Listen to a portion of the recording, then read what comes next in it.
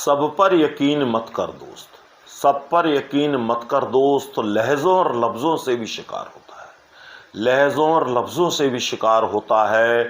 ढलती उम्र की पाबंदियां हैं तमाम, ढलती उम्र की पाबंदियां हैं तमाम। गैर तो गैर, अब तो अपनों पे भी एतबार ना होता है, अब तो अपनों पे भी एतबार ना होता है। नमस्कार साथियों, स्वागत है आपका संप्रेषण विद एसएस में। मैं हूं आपका दोस्त डॉक्टर एसएस त्रिपाठी। साथियों, आज के आधुनिक दौर में जितनी तेजी से सुख सुविधाएं, आराम के साधन बढ़े हैं, उतनी तेजी से लोभ, लालच, धोखाधड़ी, फ्रॉड, जालसाजी इनने भी पांव पसारे हैं। और इनका सबसे आसान शिकार होते हैं हमारे बड़े बुजुर्ग, क्योंकि इस रोज बदलती तकनीक के दौर में कहीं न कहीं वो थोड़े से पीछे रह जाते हैं। यद्यपि उन्हें तकनीक की पूरी समझ है, लेकिन उन्हें इस बात की ज़्यादा जानकारी नहीं होती है जो ठग लोग ठगी के रोज नए नए तरीके ईजाद करते हैं। और वैसे तो मैं यहाँ यही भी कहना चाहूँगा साथियों कि मेरा उद्देश्य अपने बड़े सयाने बुजुर्गों को डराना नहीं है, उन्हें सिर्फ सावधान करना है, सतर्क करना है, ताकि वो किसी ठगी का शिकार न बने। यद्यपि दुनिया का हर व्यक्ति फ्रॉड नहीं है, अभी भी दुनिया में बहुत सारे अच्छे लोग मौजूद हैं, लेकिन वही बात है कि भाई चेहरे देखकर नहीं कहा जा सकता, आवाज़ सुनकर नहीं कहा जा सकता है कि कौन सही है कौन गलत है। यही कारण है कि आज के दौर में उचित जांच समझकर फैसला करना ही ज़्यादा ठीक है। बचपन में मैंने कहानी सुनी थी बाबा भारती के घोड़े की और डाकू खड़क सिंह की, हार की जीत। सुदर्शन साहब की कालजयी रचना थी और उसमें भी यही जिक्र किया गया था, भरोसा टूटने की बात कही गई थी कि अगर मुझे धोखा दोगे तो भरोसा टूटेगा लोगों का। तो सच्चाई यही है मित्रों कि आज लोगों का भरोसा टूट गया है, भरोसे के मायने बदल गए हैं, भरोसा शब्द अपना अर्थ खो चुका है। अब तो सावधानी ही बचाओ और सावधानी हटी और दुर्घटना घटी, ऐसे शब्द ज्यादा सार्थक लगते हैं।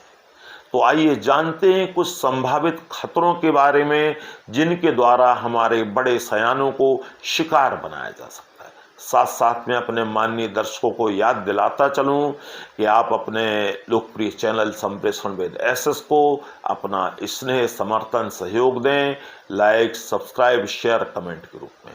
और साथ ही आपसे यही भी निवेदन करूंगा, अगर आप ऐसे ही शानदार कंटेंट के शौकीन हैं तो निश्चित तौर पर आप हमारे चैनल पर विजिट कीजिए। आपको वहाँ एक से बढ़कर एक शानदार कंटेंट मिलेंगे जो निश्चित तौर पर आपका ज्ञानवर्धन करेंगे और कहीं ना कहीं आपके लिए उपयोगी साबित होंगे।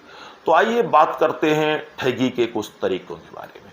तो सबसे पहली बात जो पूरी दुनिया में इस समय कही जाती है वो है पैसों की ठगी। इस समय जालसाज लोग सबसे आसान तरीका पैसों की ठगी अपनाते हैं। वो कोई आपको लिंक भेज सकते हैं, आपको मिस कॉल के थ्रू टारगेट कर सकते हैं, आपके एटीएम के क्लोन बना सकते हैं, एटीएम नंबर जानकर कुछ और जालसाजी कर सकते हैं। तो आपको सबसे पहले तो यही करना है कि कोई अननोन कॉल नहीं उठानी है। आप किसी को भी अपना आधार नंबर, पैन कार्ड नंबर, घर का पता, मोबाइल नंबर, ये सब चीज़ें कभी ना बताएं। और ना ही कोई अननोन फ़ोन आपको अटेंड करना है, ना ही कॉल बैक करनी है। इसके साथ साथ आपको इस बात का भी ध्यान रखना है कि आपके पास कहीं से भी कोई भी फ़ोन आ सकता है, किसी युवक का आ सकता है, किसी युवती का आ सकता है कि आपका अकाउंट का केवाईसी नहीं हुआ है, आपका एटीएम कार्ड बंद हो रहा है, हम आपका बिजली का कनेक्शन काट रहे हैं, हम आपका पानी का कनेक्शन काट रहे हैं, आप हमें फला फला जानकारी दीजिए। तो आपको बिल्कुल भी कोई जानकारी नहीं देनी है और फ़ोन को तुरंत काट देना है। उनसे ज्यादा बात करना भी ठीक नहीं, क्योंकि कुछ लोग ऐसी डिवाइस भी प्रयोग कर रहे हैं कि ज्यादा बात करने से वो आपका डाटा ट्रांसफर कर सकते हैं। और हमारे बड़े सयानों को इस बात का भी ध्यान रखना चाहिए कि सोशल मीडिया यूज करते समय, खास तौर में अगर वो फेसबुक, ट्विटर या यूट्यूब वगैरह जैसी चीजें यूज कर रहे हैं तो इनमें लॉग आउट जरूर करें। और इस बात का भी ध्यान रखें कि कोई अननोन लिंक मिले, कोई मैसेज मिले तो उस पर रिप्लाई नहीं करना है, उसको क्लिक नहीं करना है, उसको ओपन नहीं करना है। और बड़े बुजुर्गों के सामने इन दोनों एक दूसरी बड़ी समस्या भी दिखाई दे रही है, जिसका शिकार काफ़ी बड़े सियाने बनते हैं। वो है कुछ लोग सीनियर सिटीजन्स को ऊंचे ब्याज का लालच देकर उनके पैसे ब्याज पर चढ़वा देते हैं। अब होता क्या है, 2-4 किस्तों के बाद किस्तें आनी बंद हो जाती हैं और लोन दिलाने वाला बंदा और लोन लेने वाला बंदा वो भी गायब हो जाते हैं, या आपसे फ़ोन से कोई संपर्क नहीं हो पाता है, और आप ये समझिए कि आपके पैसे डूब जाते हैं। तो आपको लालच में नहीं पड़ना है। अगर आपको पैसे वाकई में कहीं लगाने हैं तो आप सरकार की तमाम योजनाएं हैं उनमें लगाइए। हो सकता है आपको ब्याज कुछ कम मिले, लेकिन ये पक्का है कि आपकी रकम नहीं डूबेगी। और आपको इस बात के लिए भी कई बार मजबूर किया जाता है कि आपके किसी दोस्त जानकार का सोशल मीडिया अकाउंट फ्रॉडर लोगों ने हैक कर लिया है और वो आपसे पैसे मांग रहे हैं दोस्त के नाम पर कि मदद कीजिए, मैं परेशानी में फंसा हूँ, मेरे फला मेरा अकाउंट नंबर है, इसमें कुछ पैसे डालिए। तो सावधान रहें, इस तरह की चीज़ें बिल्कुल फ्रॉड होती हैं, इनमें कोई जान नहीं होती है। बिल्कुल सतर्क रहें, सावधान रहें और संबंधित दोस्त को भी बता दें कि आपके नाम पर ऐसा खेल चल रहा है।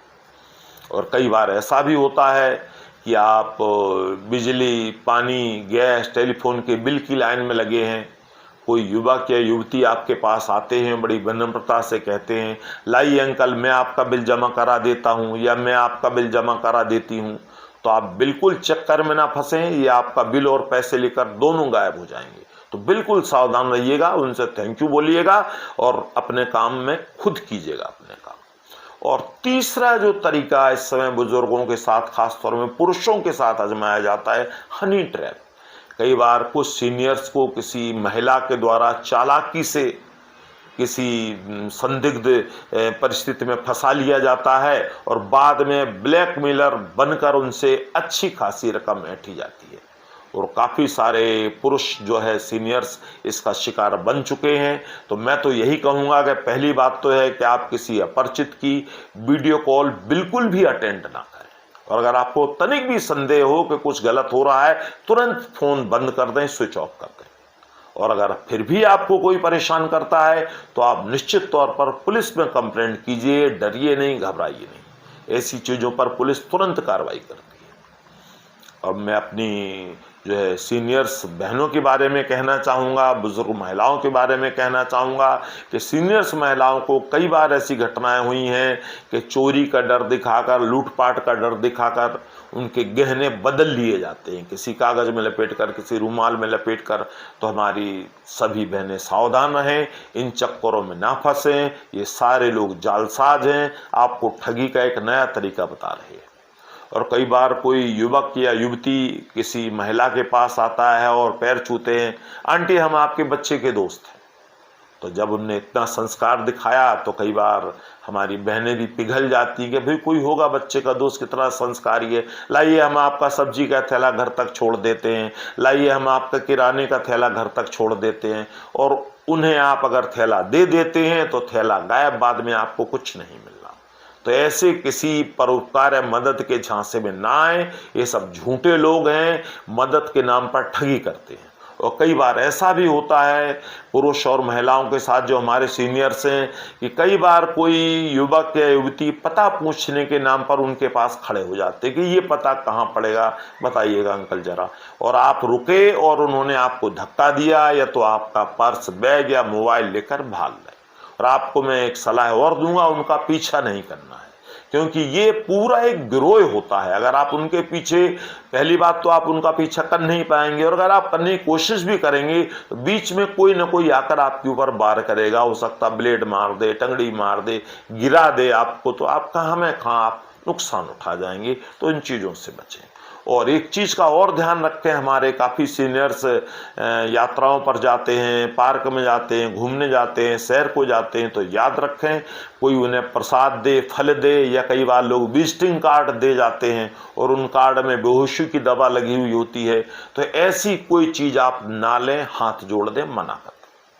क्योंकि ऐसा अगर आपने उनकी बात मान ली तो फिर आप बेहोश हो जाएंगे और आपका जो है सारा माल लूट लिया जाएगा जो भी आपके पास है, और व्यक्ति भाग चुका होगा वहाँ से। तो आप देख रहे हैं संप्रेषण विद एसएस। आइए मित्रों, फ्रॉड के एक और तरीके पर बात करते हैं जहां लोग दानवीर या सहृदय होते हैं, उनके साथ कैसी घटनाएं होती हैं। तो मैं अपने सभी बड़े बुजुर्गों से निवेदन करूंगा कि आप अपनी दानवीरता, सहृदयता, एम्पैथी, सिंपैथी के किस्से सबको ना सुनाएं, नहीं तो कोई फर्जी इमोशनली स्टोरी सुनाकर आपको ठग लेगा। कई बार ऐसा होता है, जो लोग पैसे खर्च करने में आसान होते हैं, जल्दी से लोगों की मदद करते हैं, उनके पास तमाम लोग अपनी फर्जी स्टोरियां लेकर आ जाते हैं और उन्हें ठग कर चले जाते हैं। और कई बार तो ऐसा होता है, लोग इतनी होशियारी से ठगी करते हैं कि आपको बकायदा आपकी कॉलोनी के 4-6 नाम दिखाएंगे, देखो जी फलाने ने ये दिया, फलाने ने ये दिया कॉलोनी से, और आप भी कुछ दीजिए। कोई दवा के नाम पर मांगेगा, कोई कपड़ों के नाम पर मांगेगा, कोई राशन के नाम पे मांगेगा। तो आप इस सब झांसे में ना आए, ये सब ठगी के नए नए तरीके हैं। ये सब लोग काम नहीं करना चाहते, सिर्फ और सिर्फ ठग कर जो है अपना जीवन यापन करते हैं, तो सावधान रहें इनसे। कुछ लोग आपका नंबर रेफर किसी को कर देते हैं, तो किसी का फ़ोन आपके पास आ सकता है कि भाई आप फला फला चीज़ खरीद लीजिए, उन्होंने भी खरीदी है, इससे आपका वजन कम हो जाएगा, आप में एनर्जी ज़्यादा आ जाएगी। तो हमारे बहुत सारे सीनियर भाई बहन हैं, वो इस चक्कर में कि वजन कम हो जाएगा, एनर्जी ज़्यादा आ जाएगी, या आप में फुर्ती दिखाई देने लगेगी, इस सब के चक्कर में कई बार आलतू फालतू दवाएं भी खरीद लेते हैं, और वो सब दवाएं भी फर्जी होती हैं। और अगर वाकई में आपको किसी ऐसी दवा की ज़रूरत है, तो आप अपने डॉक्टर से सलाह लेकर प्रॉपरली लें, जो आपके लिए सुटेबल हो। और कई बार ऐसा भी होता है कि लोग बाग ये बताने लगते हैं कि मेरी बेटी डॉक्टर है, मेरा बेटा इंजीनियर है, मेरे पास इतना पैसा है, मुझे इतनी पेंशन मिलती है। ये सब चीज़ें आपको पब्लिकली नहीं बतानी है, क्योंकि ये चीज़ें बताकर आप कहीं ना कहीं धोखेबाजों को मौका दे रहे हैं, उन्हें एक सॉफ्ट टारगेट बता रहे हैं कि आओ मुझे ठग लो। तो ये सब भी आपको नहीं करना है, क्योंकि अगर आपने ये बता दिया कि आपके पास बहुत पैसा है, तो आप ठग लिए जाएंगे। और आपने ये बता दिया मेरे पास पैसा ही नहीं है, तो लोग कंगले कहकर आपका मजाक उड़ाएंगे। इसीलिए कहा जाता है कि पैसे रुपए की बात सबसे नहीं करनी चाहिए। वो कहते हैं ना, बंद मुट्ठी तो लाख की और खुल गई तो खाक की। अब कुछ और फ्रॉड के तरीकों के बारे में आपको बताने वाला हूं, आउटसाइडर्स से कैसे सावधान रहें। आपके पास ठग कुरियर बनकर आ सकते हैं, लेटर लेकर आ सकते हैं, हेल्थ डिपार्टमेंट से आ सकते हैं कि हम चेकिंग करने आए हैं, कोई बिल लेकर आ सकते हैं, फ़ोन का, गैस का, वाटर का, इलेक्ट्रिसिटी का, किसी रीडिंग के नाम पर आ सकते हैं कि हमें आपकी बिजली के मीटर की रीडिंग करनी है, पानी की मीटर की रीडिंग करनी है। तो सतर्क रहें, सावधान रहें। अगर आप घर में अकेले हैं तो उन्हें बाद में आने को कहें, और अगर घर में बच्चे हैं तो फिर आप बच्चों से कहें, वो उनसे डील करेंगे। और आप साधु फकीर बाबाओं के जाल में ना फंसें, नहीं तो ये कहने लगते हैं, बच्चा हमने आपका मस्तक देखकर पहचान लिया, फला फला परेशानी में हो। तो ये सब फ्रॉड होते हैं। कुछ ऐसे सेंटेंस रटे ड्राई बोले जाते हैं जो सब पर लागू होते हैं। तो इनके किसी के बाबा फकीर सबके आप झांसे में ना आए, और ना ही इनके अनिष्ट को डरें कि अगर आपने आज नहीं दिया तो आपका अनिष्ट हो जाएगा।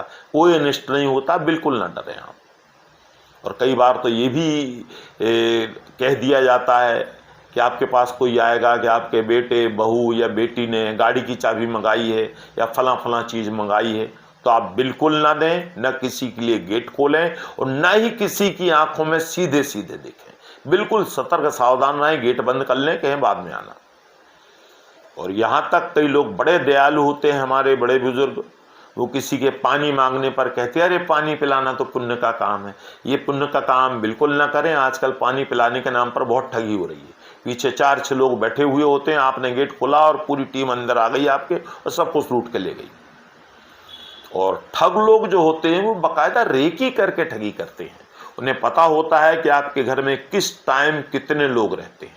तो कभी किसी को आप यह ना बताएं कि आप कब अकेले होते हैं, आपका बेटा कब जाता है, आपकी बहू कब जाती है, आपकी बेटी कब जाती है, आपके पोते किस स्कूल में कहाँ पढ़ते हैं, कब आते हैं। किसी से कोई चर्चा नहीं करनी, क्योंकि ये चीज़ें अगर आप किसी को बता रहे हैं तो आप ये समझिए खतरों को न्योता दे रहे हैं, ठगों को न्योता दे रहे हैं। और यहाँ एक और ठगी का तरीका जो मैं कहूँगा, ठगी का ही तरीका है जिससे बुजुर्गों को इमोशनली ब्लैकमेल किया जाता है। तो मैं कहूँगा कि आप मोह माया से बचें, सजग चतुर बने, और मोह माया के चक्कर में पड़कर आप जीते जी अपनी सारी जमा पूंजी, मकान आदि अपने बच्चों के नाम ना कर दें। क्षमा सहित कहना चाहूँगा कि यद्यपि सारे बच्चे खराब नहीं होते, लेकिन समय की मांग है कि बुढ़ापे में धन बहुत बड़ी ताकत होता है, बहुत बड़ा बल होता है, जो आपकी इज्जत भी करवाता है और आपको कहीं ना कहीं समाज में उठने बैठने लायक भी बनाए रखता है। और वैसे भी मैं ये भी कहना चाहूँगा कि आप किसी भी कागज़ पर, कोई भी परिवार का हो या बाहर का हो, बिना पढ़े कहीं भी न तो अंगूठा लगाएं, ना आपने साइन करें, क्योंकि बिल्कुल विनम्रता सहित कहना चाहूँगा, विश्वासघात शब्द में विश्वास पहले लिखा जाता है, घात बाद में लिखा जाता है। तो मैं सीधे तौर पर कहना चाहूँगा कि विश्वासघात वहीं होता है जहाँ पहले से विश्वास मौजूद होता है। और युवा साथी बुरा ना माने इस बात का कि मैं बुजुर्गों को क्यों समझा रहा हूँ, क्योंकि अल्टीमेटली 20-25 साल बाद आप सबको भी इसी स्थिति में आना है। जब आपके बच्चे बड़े होंगे और आप बूढ़े होंगे तो शायद आपको तब ये बातें ज़्यादा समझ में आएंगी। तो मैं तो समझता हूँ, निवेदन करता हूँ कि बेहतर ये बातें आप पहले से ही समझ लें, ताकि आप बच्चों को भी अच्छे संस्कार दे सकें, तो ऐसी कोई नौबत ना आए। और अपनी कमजोरियाँ, अपनी गलतियाँ किसी से शेयर न करें, क्योंकि आप किसी से अगर शेयर करेंगे तो आप अच्छी तरह जानते हैं कमज़ोरों को ये दुनिया वाले जीने नहीं देते। तो अपनी कमज़ोरी किसी पे जाहिर ना करें, अपनी दुख तकलीफ़ सबके सामने ना बांटें, क्योंकि आप अच्छी तरह जानते हैं दूसरों के लिए दुख तकलीफ़ एक चटपटी खबर है, वो इस कान से सुनेंगे उस कान से निकाल देंगे, इससे अधिक उनके लिए कुछ भी नहीं है। अपने बेटी और बेटे के ससुराल वालों से आप जरूर मिलें, प्रेम से मिलें, लेकिन उतना ही मिलें जितना वो आपसे मिलना चाहते हैं, इस बात का ध्यान रखें। और अब एक और जानकारी आपको देना चाहूँगा कि परिवार की जानकारी के से भी कई बार ठगी हो जाती है।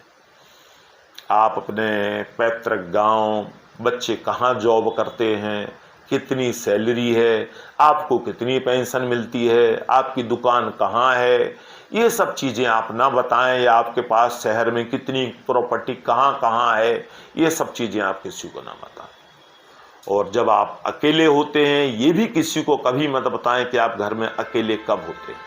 हमेशा ये एहसास कराते रहें कि आपके घर में 2 लोग 4 लोग हमेशा होते हैं, आप अकेले कभी नहीं होते।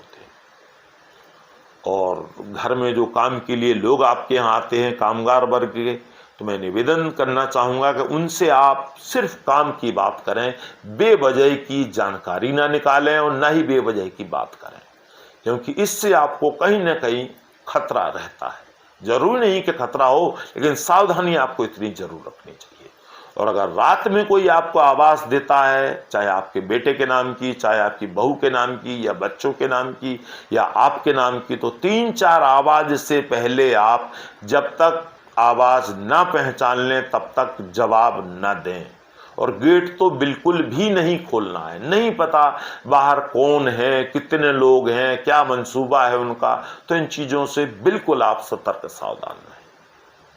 तो सार और संक्षेप में मैं यही कहना चाहूँगा, वैसे तो हमारे सीनियर्स अनुभवों से भरपूर हैं, लेकिन फिर भी सतर्कता जरूरी है। तो उन्हें एक रिमाइंडर के तौर पर, स्मरण के तौर पर ये सारी चीज़ें मैंने बताई हैं, और मैं समझता हूँ कि ये उनके लिए निश्चित तौर पर मददगार साबित होंगी। और आप डरिए मत, अच्छी ज़िंदगी जिए, खुशहाल जीवन जिए, लेकिन चौकन्ना, चतुर और स्मार्ट जरूर रहिएगा। आँख नाक खोलकर चलिएगा, उठिएगा, बैठिएगा, ताकि खतरे आपका कुछ ना बिगाड़ सके। क्योंकि वो कहते हैं ना, सावधानी में ही समझदारी है। Stay alert, be happy. Thank you.